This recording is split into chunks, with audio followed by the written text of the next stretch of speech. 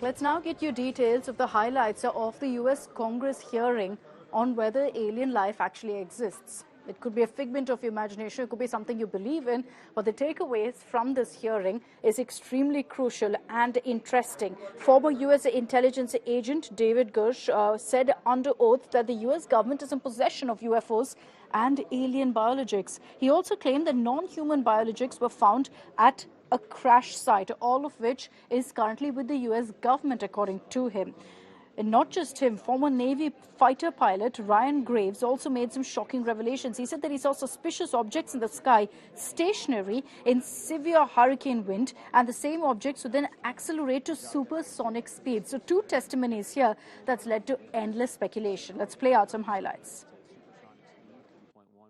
If you believe we have crashed craft, stated earlier, do we have the bodies of the pilots who piloted this craft?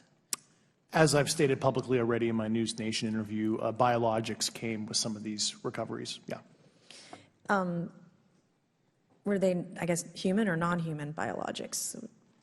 Non-human, and that was the assessment of people with direct knowledge on the program I talked to that are currently still on the program. Some of the behaviors that we saw in a working area, we would see these objects being at 0.0 Mach, that's zero airspeed, over certain pieces of the ground. So what that means, just like a river, if you throw a bobber in, it's going to float downstream. These objects were staying completely stationary in Category 4 hurricane winds. These same objects would then accelerate to supersonic speeds, 1.1, 1.2 Mach, and they would do so in very erratic and quick behaviors that I don't have an explanation for. The other big international story of the day, actor Kevin Spacey has been given the clean sheet in 9 counts of sexual assault that was leveled against him by a London court. Soon after the verdict came in, Spacey, who was one of the victims of the cancel culture as a result of these allegations, broke down outside court. Kevin Spacey emerged from a London court on Wednesday, having just been found not guilty of committing historical sex offences against 4 men. After more than 12 hours of deliberation, a jury acquitted the Oscar-winning US actor of 9 charges. I imagine that many of you can understand that there's a lot for me to process after what has just happened today. But I would like to say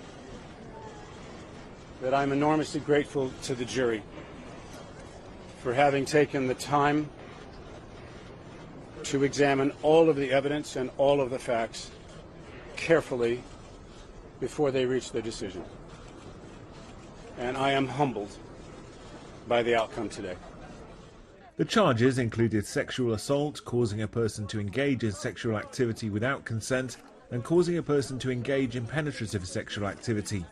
Spacey, who turned 64 on Wednesday, began to cry and mouthed thank you to the jury before wiping away tears with a tissue. After he was released from the dock, he shook hands with his lawyers before leaving court via a side door. During the 4-week trial at Southwark Crown Court, jurors were told by prosecutors that the actor had aggressively groped 3 of the men in incidents between 2004 and 2013 in Britain, when he was working at London's Old Vic Theatre. The 4th said Spacey performed oral sex on him while he had passed out in the Hollywood star's London apartment.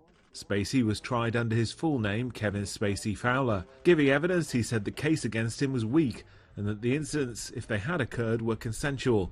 He said he was promiscuous, a quote, big flirt, who had casual, indiscriminate sexual encounters. While he might have made a clumsy pass at one of the men, he said he had never assaulted anyone and suggested that the accusers had come forward to make money.